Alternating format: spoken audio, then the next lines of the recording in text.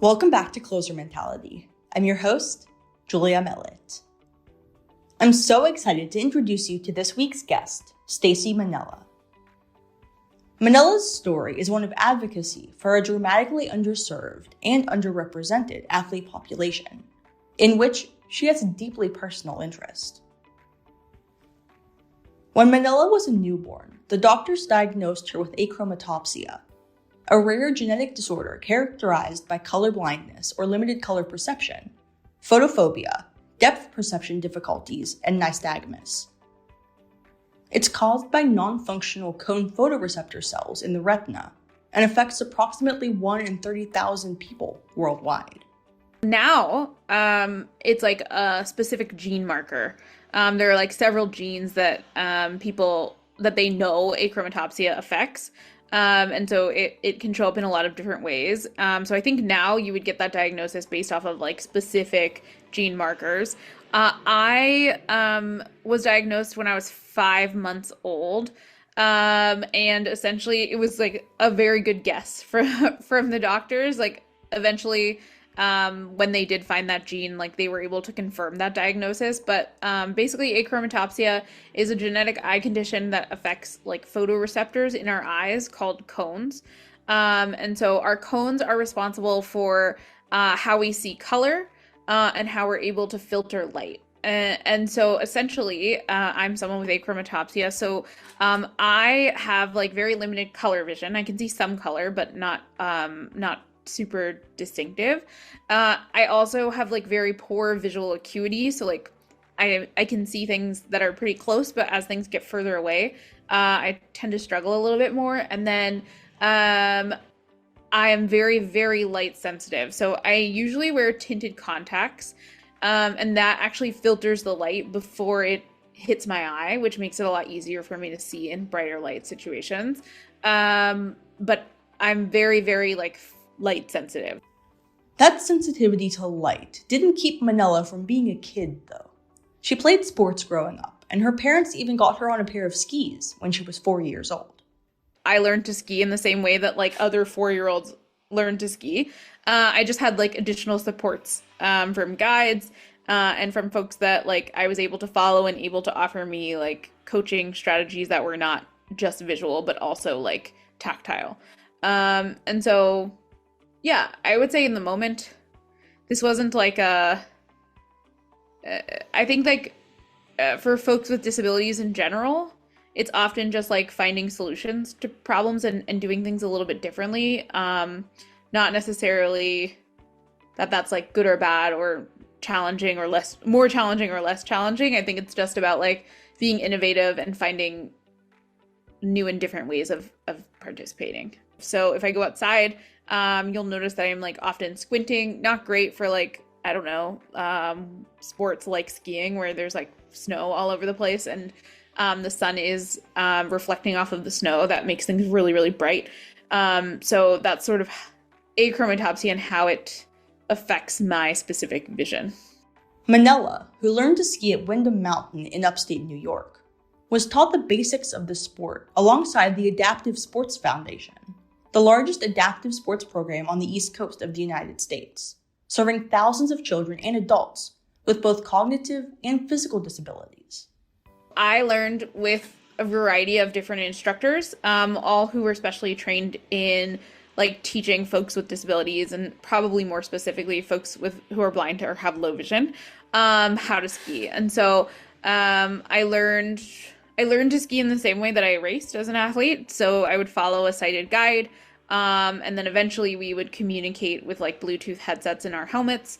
But that's sort of how I learned through the support of an adaptive physical activity program.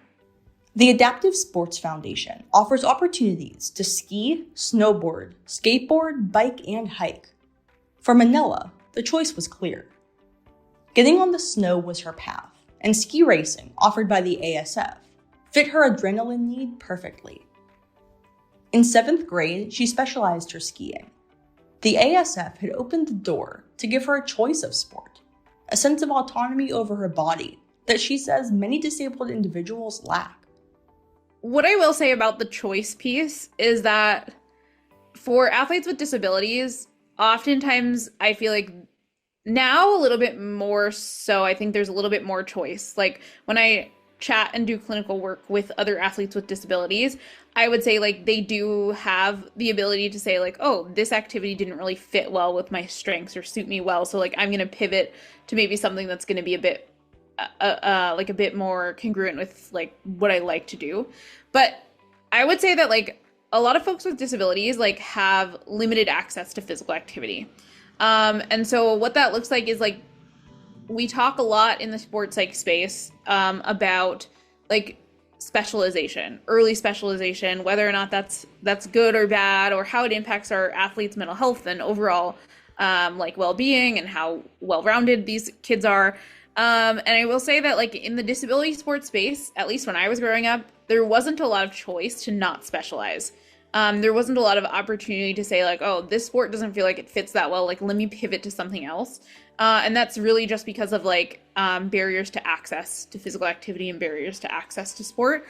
And so, yes, I would say it was young for me to like commit to skiing, and like that's makes sense given like the family that I was in, like how often they were spending time in the mountains and the limited access to other opportunities for folks with disabilities. As the world of sport gradually does become more open to opportunities for disabled individuals, it's athletes like Mannella who challenge society's attempt at equilibrium. Alongside a burgeoning ski racing interest, a then middle school Mannella also found adaptive horseback riding, an opportunity specific to areas of the United States, like upstate New York's Hudson Valley and the rolling horse country of Kentucky. Yeah, that was honestly something that was just for fun. That was like a hobby.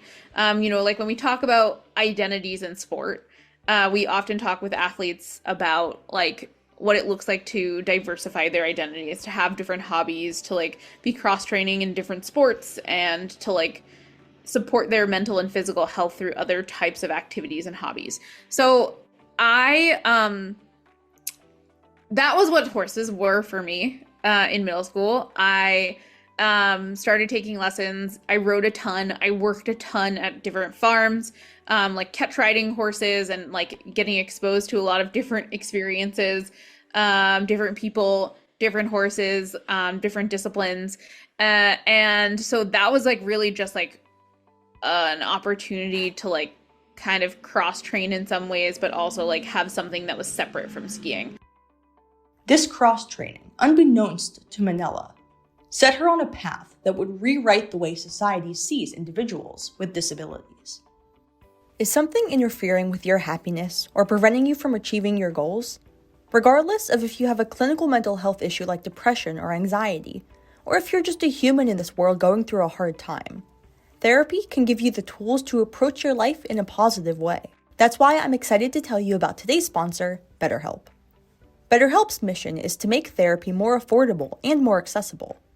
This is an important mission because finding a therapist can be really hard, especially when you're limited to the options just in your area.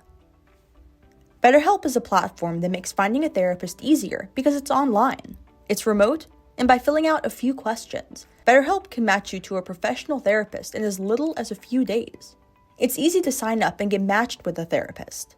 If this sounds like something that could help you, there's a link in the show notes to get you started on your therapy journey. It's betterhelp.com/closer-mentality. Clicking that link helps support this channel, but it also gets you 10% off your first month of BetterHelp. Because finding a therapist is a little like dating.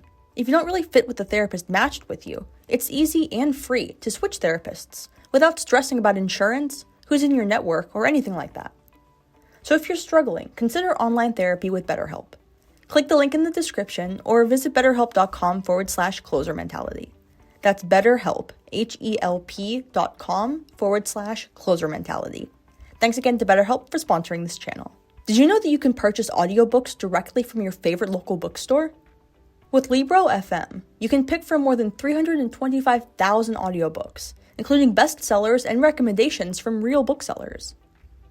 You'll get the same audiobooks at the same price as the largest audiobook company out there, you know the name. but you'll be part of a different story, one that supports your local community. If you're new to audiobooks, they're the perfect way to squeeze more reading into your busy life. Listen with the free Libro FM app while you do chores, walk the dog, or relax at home. If you already love audiobooks and don't know what to listen to next, check out recommendations from the people who know best, booksellers. Closer Mentality has partnered with Libro FM on a special offer. Through the link in the show notes, you can get 2 audiobooks on Libro FM for the price of 1. Offer only valid for new members in Canada and the US. Thanks to Libro FM for sponsoring this podcast. She was awarded a scholarship to ride at Dartmouth University, an opportunity which Mannella acknowledges added to the physical and mental hurdles she was already dealing with. At this time in her life, she was already making a name for herself on the snow, skiing in Team USA colors. But she was nearly running herself ragged. 24 hours were not enough in the day to capitalize on the ambition Mannella possessed. Via the USOPC, a now high school-aged Mannella sought out mental wellness assistance. Once I made the national team, I was like probably 15. So I was probably a sophomore to junior in high school. And we had some minimal access to sports psych services through the national team. Usually what that looked like was like group workshops, talking about like generally what we think of as like mental skills related to sports psych. So sometimes that was like general athlete surveys. I remember like just like self-report surveys around like our mental skills. Sometimes that was like working through like pre-performance routines or goal setting, or these types of like general skills. I don't think I had exposure to like a sports psychologist or a mental health provider until like I was one of those athletes that like I didn't reach out for help until things were going very, very wrong, which is like not what I would suggest. Don't do as I say, not as I do, I guess is the phrase. But yeah, and so like when things started to go very wrong, and that was like closer to when I was competing in Pyeongchang, so I would say that was like closer to 2017, that I like really started to reach out for more like the mental health support that comes with like the mental health challenges that often comes with competing at that level. Yeah, and I would just say generally like spending time on in that really high performing space with the US para-alpine team, like I just noticed a lot of gaps in like how we address and care for the mental health and mental performance of folks with disabilities, which is what really got me like into sports psychology and what made me want to pursue a career as a psychologist in the first place. So yeah, some of it was my own experiences. Some of it was just like witnessing and being part of systems that like don't always support the well-being of our athletes. The USOPC, a national governing body rather well known for its wealth of sports psychology resources, had a void in its understanding of the unique assistance Mannella and other Paralympic athletes were requesting. One sports psychologist was heading the entire Paralympic programming, and Mannella found the inequity insulting. I mean, I was just like a 17-year-old. Like, I was about to leave and go off to Dartmouth, and I was about to go to the games, and I don't think I like really had a clear sense of what the world was going to bring, or like how folks with disabilities were typically treated, or like adversities that would come up in the future, or any of these things. I think that I had been like, yeah, I think sometimes like when we're really, really focused, our perspective tends to narrow. And I think that was certainly the case as I was approaching the games as like a really young person. There was like a lot of pressure to perform well, whether that was coming from me or from other people, like who's to say. But I think that my like hyper focus made it so that like I wasn't really thinking outside of those goals as I moved into the games. I think I was like looking at the Paralympics and a little unclear as to what things would look like after that. I think my worldview certainly broadened through college, which is very normal for like young adults.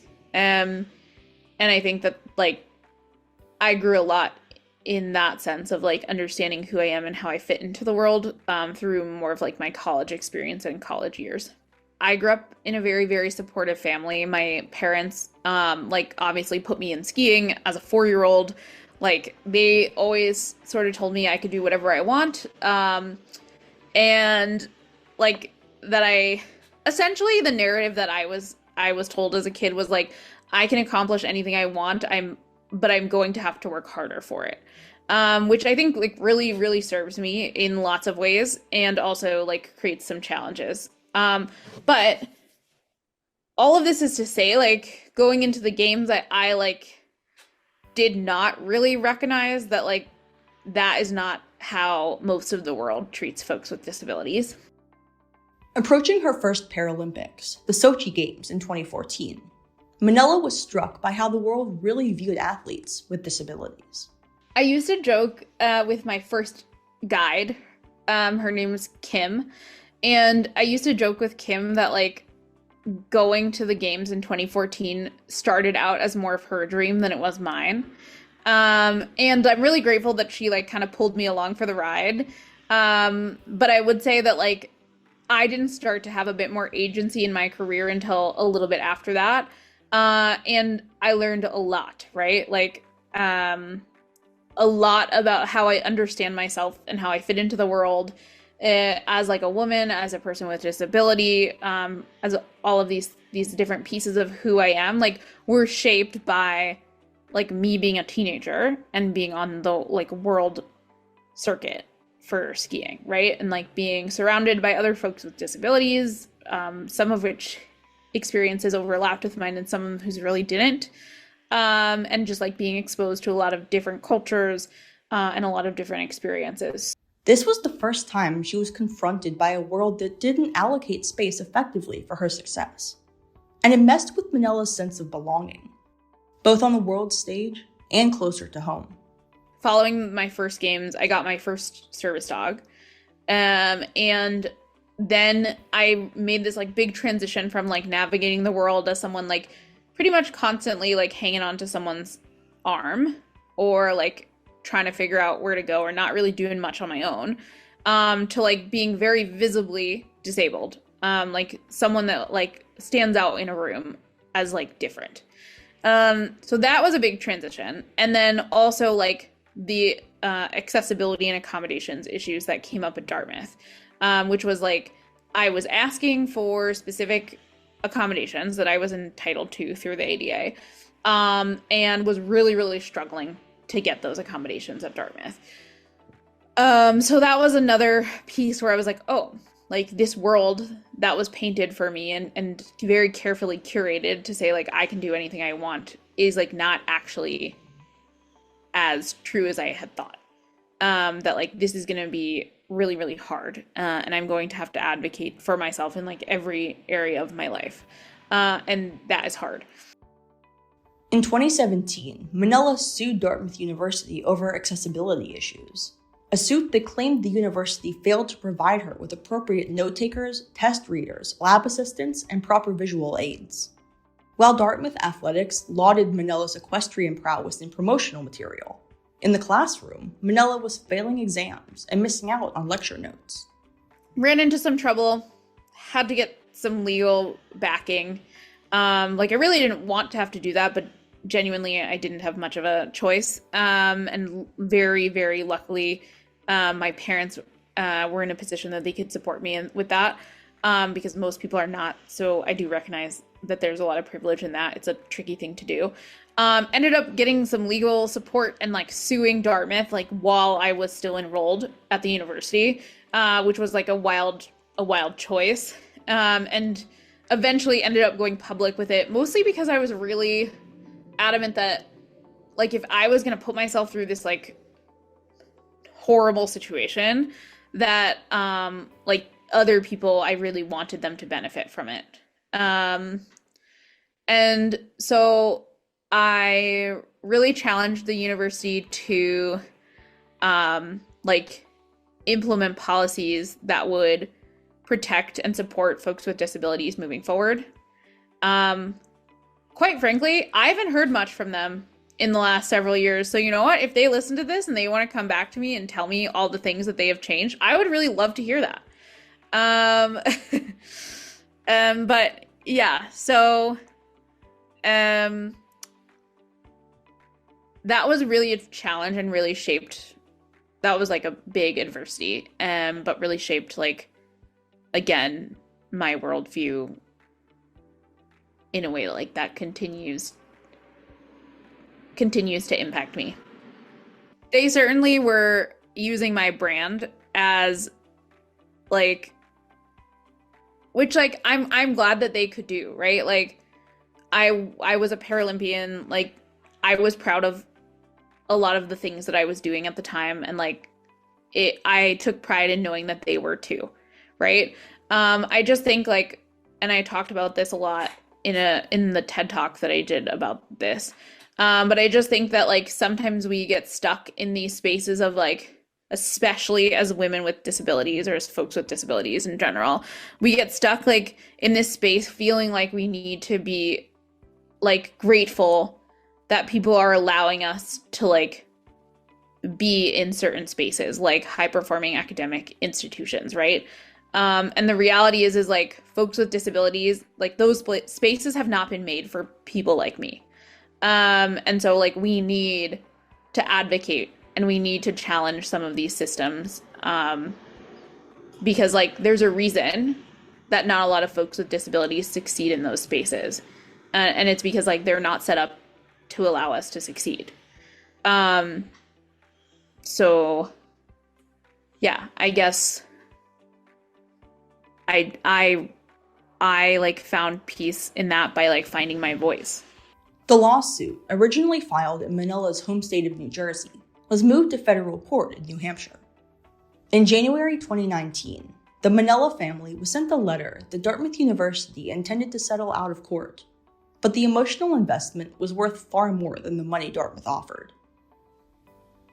Dartmouth insisted that what they called the, quote, Mannella Protocol would be enforced to implement a mandatory training program for faculty and staff concerning accommodations or adjustments for students with disabilities. Mannella says it's not good enough. She had professors who had told her Dartmouth was too challenging for someone like her, and that instead of seeking out a veterinary path, she should enroll in a different school and a less rigorous course of study. Other professors straight up declined to adapt their learning environments. The damage had already outwardly, prolifically been done.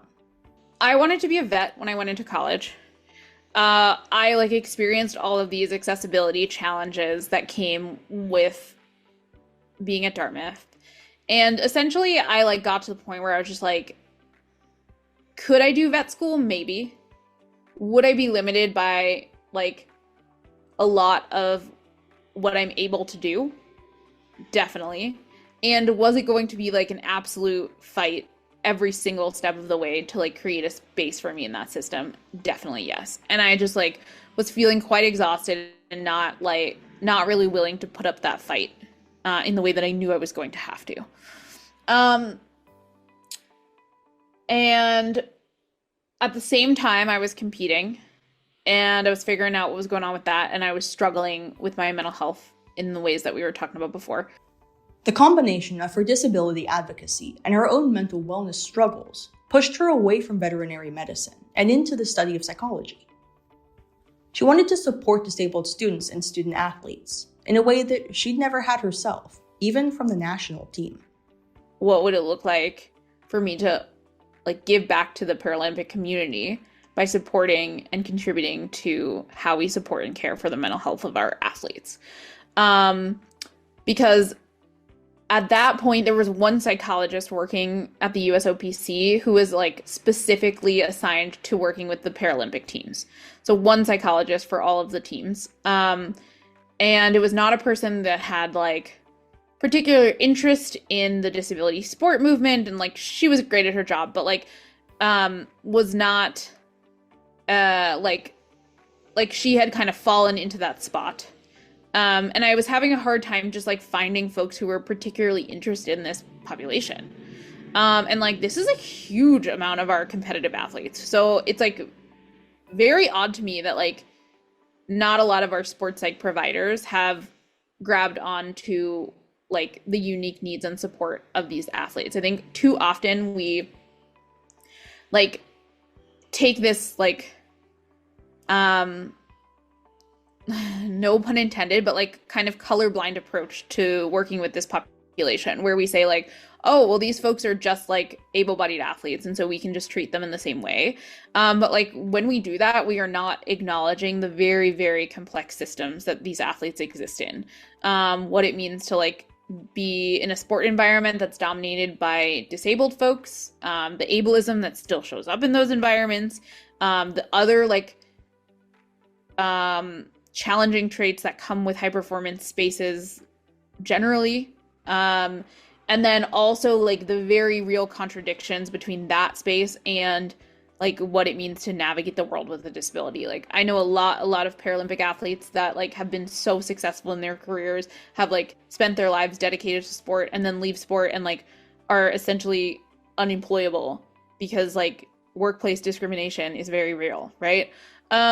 So I was like really interested in that. And I had gotten good advice from a mentor of mine at Dartmouth who basically was like, you should go get a PhD in clinical or counseling psych. And I was like, cool, I would love to do that. But I didn't have any research experience at the time. And so I was like, well, let me leave Dartmouth and go do some work that I'm actually interested in. And so when you look at the sports psych literature and you look at like folks with like how we address questions around athletes with disabilities. First of all, like very minimal work is being done in the US. There's a couple of researchers, but not too many.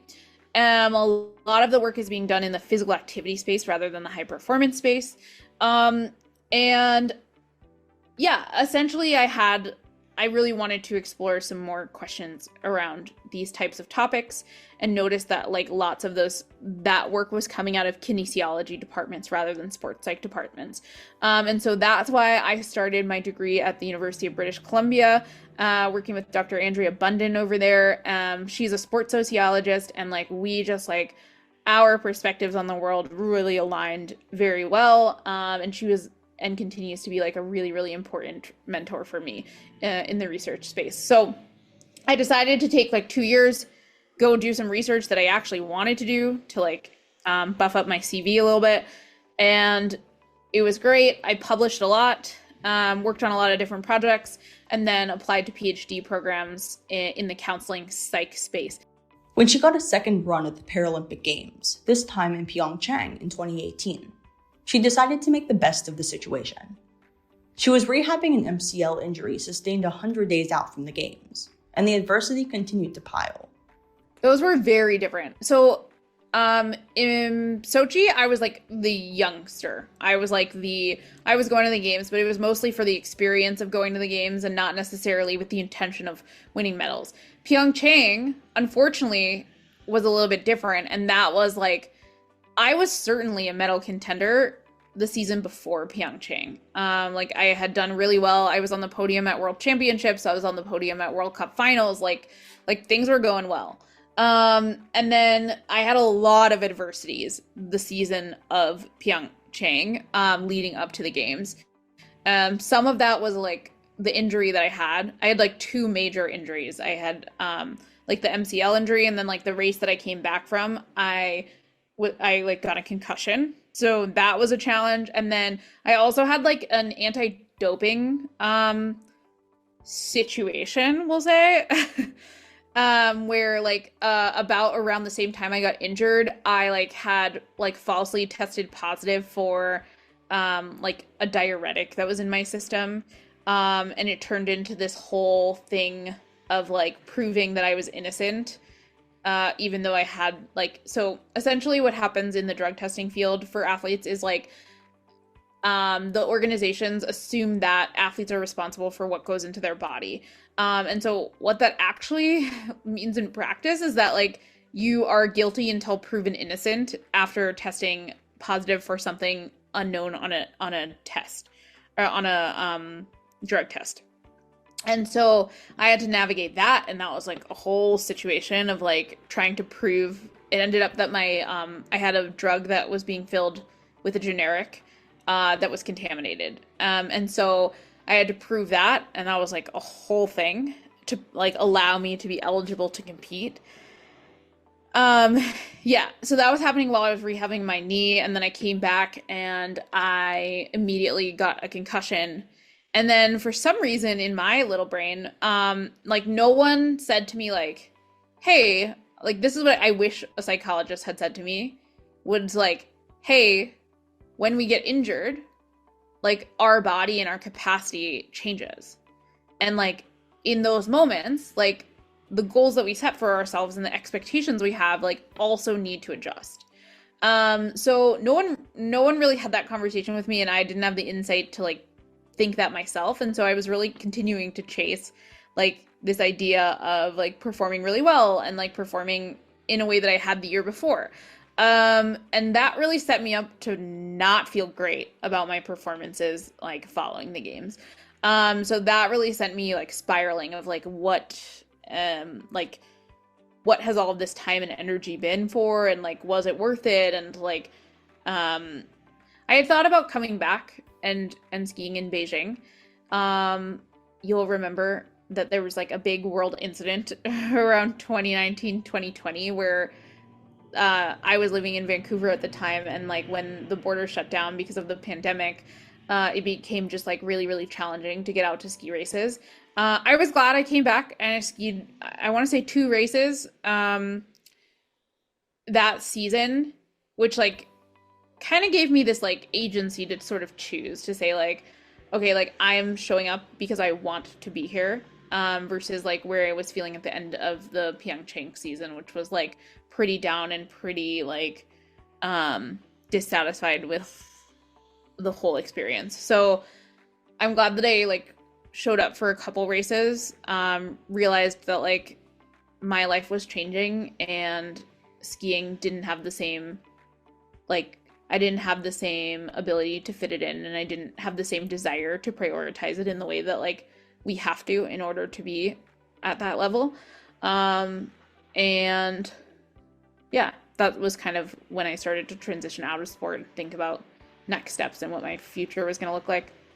I would say I like kind of made the choice that I was going to get a clinical or counseling PhD like pretty after I was like getting out of the like post-Olympic blues situation. Like once I was starting to like realize how deeply this experience was affecting my mental health, that's when I like really committed to wanting that. So I don't know that I would be in a particularly different spot. Maybe I would have been able to handle the pressure a little bit better because I would have learned a lot more about mental health and sports psych, but who knows? Are you an athlete rehabbing from an injury? Are you a coach or athletic trainer seeking additional support for your injured athlete toolkits? KT Tape has exactly what you need. KT Tape is a rehabilitation tape that helps stabilize and compress sensitive areas of the body during exercise. Apply KT Tape to an area either in pain or in recovery and feel the difference. KT Tape is comfortable, stable, and long-wearing. There's tape for all modes of action, from gentle, which is safe for easy activity and everyday use, to pro extreme, for athletes in moderate to high impact exercise. KT Tape makes water-resistant tape as well for a more adaptable rehabilitation implementation. KT Tape caters to lifelong athletes and focuses on reducing muscle soreness for all users when worn during exercise and up to 48 hours post. Are you an athlete in need of prescription sports goggles or sunglasses? Today's final sponsor may have just the solution for you. A Sight for Sport Eyes was created when founder Shannon Knight saw a niche that was perpetually going unfulfilled. A Sight for Sport Eyes grew out of a need for education surrounding the impact of sport-related eye injuries and their lasting repercussions. A Sight for Sport Eyes runs like a regular optical practice, not an e-commerce store. Their goal is to give you the same high-quality service and name-brand lenses made by the best optical laboratories in the country, geared specifically for athletes and athletic use cases. If you need new lenses or frames, a site for sport eyes is the perfect place to get them. The links to BetterHelp.com, Libro FM, KT Tape, and a site for sport eyes are all in the show notes. Now, let's get back to the episode. When I talk about transitions in sport with athletes, I usually talk about it in the context of like our relationships with sport. Like similarly to our relationships with people, like our relationship with sport is dynamic and it changes over time. And it looks very different, like in different like eras of our life, right? So I would say like my transition out of sport in the same way that I talk about it with my athletes was just like a reshaping of what my relationship with sport and skiing was going to look like. And so I still like really like the whole motivation of my like career as a sports psych is like this idea that I can positively contribute to a movement that has like really, really impacted me and who I am. So I see that in like lots of different ways. I see that in my work as a researcher, and like how that broadly contributes to the culture of sport and offers information to other providers and other folks who like might find it useful. And I also see that in like my one-on-one interactions or group work. In an age of sport journalism that seems open to sharing more in-depth views of athlete mental health struggles, Mannella is also at the forefront of that narrative, striving to redirect the way we as journalists craft the stories of athletes with disabilities. Her PhD research investigates the way in which athletes with acquired disabilities choose to relive their trauma and mental health struggles in formats such as TV and print media interviews, blogs, documentaries, and podcasts like Closer Mentality. She's also looking at the thought processes of journalists while they're concocting their lines of questioning for these athletes. Specifically, she hopes that her research can produce a line of trauma-informed questions that journalists can use as, essentially, an in to one of the most difficult times in their subjects' lives. This dual approach, Mannella hopes, will better inform both parties on boundaries and consent. My dissertation for my PhD is like at the intersections of sports psychology and journalism. So I am very interested in like the impacts on athletes of like telling and retelling what we would typically consider very traumatic stories for folks with acquired disabilities, like the short-term and long-term impacts of that, and how we can be more trauma-informed in our media representations and stories that we share about folks with disabilities. So my plan for this is to interview athletes with acquired disabilities, so folks who have at some point in their life like transitioned from quote-unquote able-bodied to disabled. So we're going to chat with folks, Paralympic athletes who have and who have been like represented in the media in a variety of different ways. Talk to them about what those interactions with media have been like, and then also interview sports journalists and try to understand like their motivation and how they shape stories, and how they like ask questions around this topic. So super excited about that. I'm working on the like review from my institution for that now for ethics, and then hopefully my goal is that by like the end of March, when folks are starting to settle down a bit after the games, I can start to collect some data for that. The hope is that I can offer some like very tangible, like not solutions, but I guess tangible strategies for athletes to have to effectively advocate for themselves in those environments. So like setting boundaries for things that like maybe are not going to be appropriate or not going to like or going to negatively impact their performance, right? Like who wants to reflect on like the worst day of your life, like right before competing at a Paralympic Games? I probably don't. So that, and then offer journalists like strategies for like being a bit more, not that I don't think journalists for the most part are inconsiderate. I think like for the most part, journalists really want to support the well-being of athletes. But like offering them some tangible ways of actually doing that, in terms of like how they're communicating, and how they're shaping these stories that both meet the needs of their publications, and their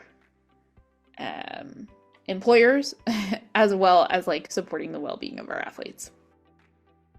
Thanks so much for listening to episode 132 of Closer Mentality and Staci's story. If you're interested in her research or in participating in her PhD dissertation research, links are in the show notes. If you'd like to watch Staci and I's full interview, the link to the Closer Mentality Uncensored YouTube channel is in the show notes as well. Thanks again for listening to episode 132 of Closer Mentality. As always, I'm your host, Julia Mellett. See you next week.